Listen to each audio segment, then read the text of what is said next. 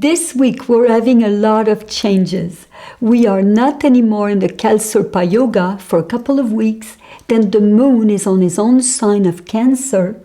Then Mercury is no longer retrograde. Then Mars, who was in his own sign of Aries, just changed into Taurus. And Venus, who was with the stellium of planet in Capricorn, now is in Aquarius. Now, what does all of these mean? I will tell you, but don't forget I do Vedic astrology. So first, a Kalsurpa Yoga is always a very intense period.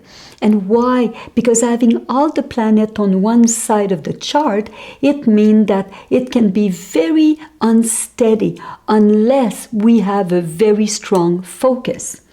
But fortunately, because the moon just break that Kalsurpa Yoga, because moon is now in his own sign of Cancer, the sensitive, tender, loving Cancer. So it want to give some hope for a little bit more cheerfulness into our life. But also the moon in Cancer is on a special constellation that we call Pushya, the nurturer.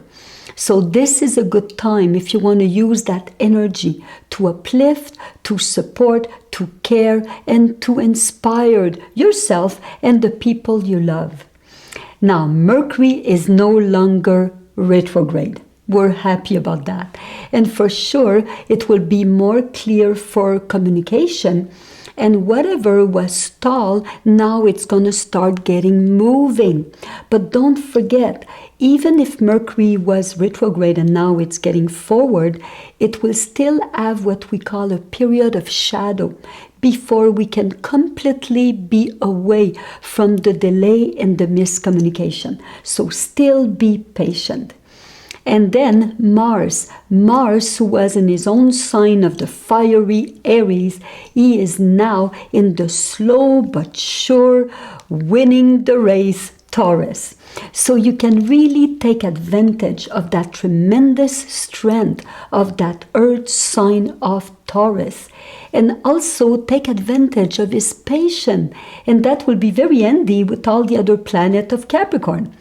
Now, the good news, Mars is doing a friendly transit with Pluto. They're making a trine. And that creates a good foundation to become a new you.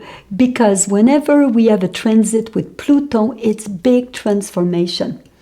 And then Venus, planet of love. It's not stuck anymore with all the other planets in Capricorn. So Venus is now with Aquarius, the water bearer who want to give inspiration to the world, to humanity. But also we know that Aquarius is governed by Saturn. And Venus and Saturn are great friends. That's a good news.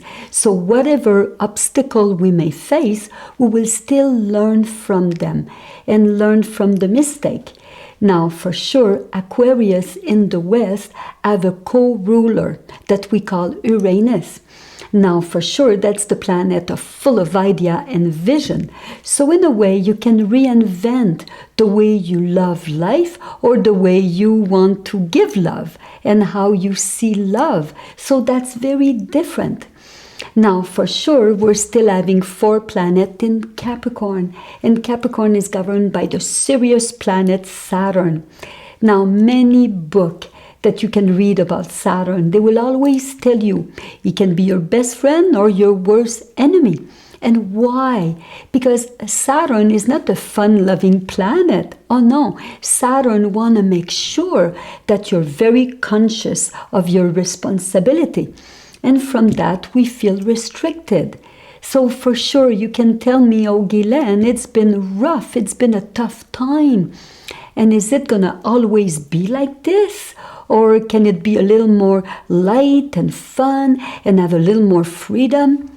Well, yes, in a way, but we cannot escape Saturn. We cannot resist Saturn. We have to learn from Saturn at this time. It will not always be like that.